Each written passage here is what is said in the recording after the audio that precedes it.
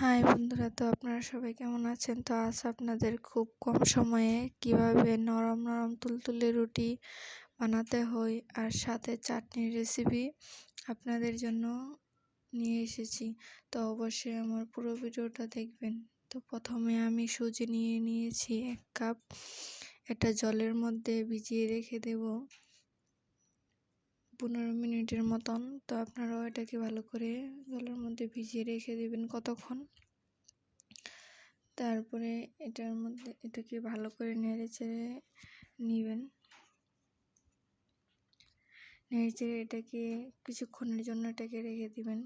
তারপরে একটা বাটিতে 1 কাপ চিড়ে নেবেন। তারপরে চিড়েটিকেও ভালো করে ভিজিয়ে নেবেন জল দিয়ে।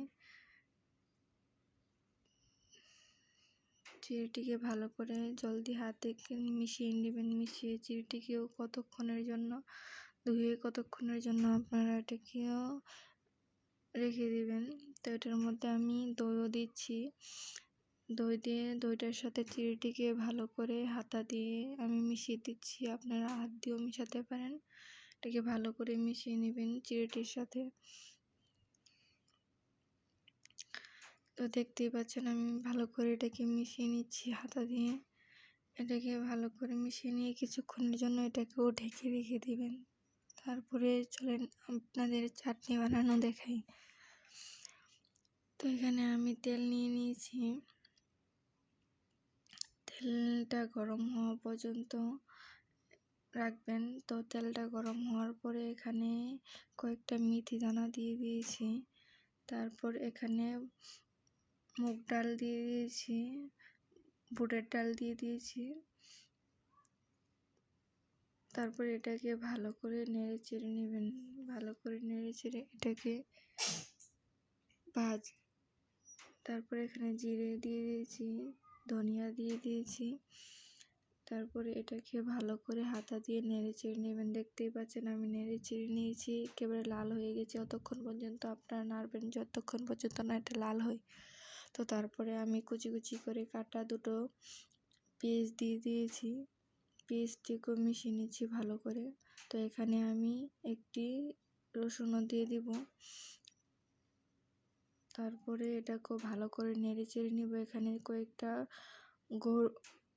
মরিচ নিব, শুকনো মরিচটি লালি ওইটি নিয়ে নেবেন।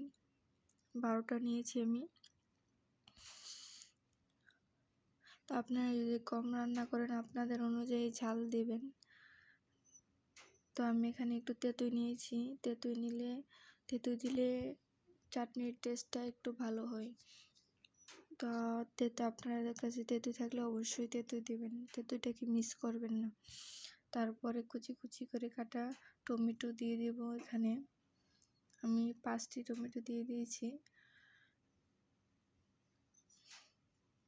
তারপরে এটাকেও ভালো করে নেড়ে চেড়ে নেব যতক্ষণ পর্যন্ত না এটা পুরোপুরি সিদ্ধ হয়ে যায়। তো দেখতেই পাচ্ছেন আমার টমেটো সিদ্ধ হয়ে গিয়েছে। ভালো করে এটাকে আপনারা এরকমভাবে মজিয়ে নেবেন, না হলে কিন্তু ভালো হবে না কাঁচা থাকলে। তো এটাকে এখন আমি ব্লেন্ডারে ব্লেন্ড করে নেব।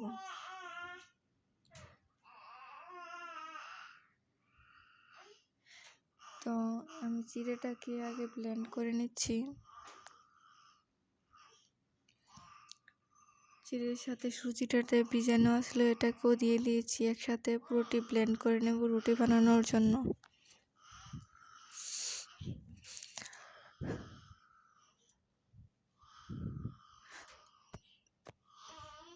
তো দেখে নিন আমার ব্লেন্ড করা হয়ে গেছে, কেমন হয়েছে ব্যাটারটা। তো আপনারাও এরকমভাবে ব্যাটারটা বানাবেন। তো এখানে আমি লবণ দিয়েছি, তারপরে একটু পেস্ট দিয়েছি, পাউডার দিয়েছি। তারপরে এটাকে ভালো করে মিশিয়ে নেবেন। আমি লেবুর রসও কিন্তু একটু দিয়েছি, আপনারা দেখতে পেয়েছেন। তো এটাকে ভালো করে মিশিয়ে নেবেন। তো আমাদের রুটির ব্যাটারটা কিন্তু তৈরি। তো চলেন রুটি কীভাবে বানাই এটাও দেখিয়ে দিই। তো একটা প্যান নিয়ে নেবেন, প্যানটা হালকা গরম করে এটার মধ্যে একটু জলও দিয়ে এটাকে মুছে নেবেন ভালো করে। তারপরে ডোটা দিবেন, দেওয়ার পরে কিছুক্ষণ ডোটাকে রাখবেন যতক্ষণ না এভাবে পুরোটা হয়ে যায়। তো দেখতেই পাচ্ছেন আমারটা হচ্ছে আস্তে আস্তে। তো আমার রুটি হয়ে গিয়েছে। তো এটাকে আমি এখন হাতা দিয়ে ভালো করে উল্টে দেব। দেখেন আমার রুটিটা কিন্তু একটু লাগেনি। তো আপনারা যদি এভাবে ফলো করেন তো অবশ্যই আপনাদের রুটিটাও লাগবে না। তো আমার হয়ে গিয়েছে রুটি। তো চলেন আমি চাটনি কীভাবে বানাই এটাও দেখাচ্ছি। চাটনিটাকে ফার্স্ট পুরো সবজিটাকে ব্লেন্ডার করে নেবেন প্রথমে।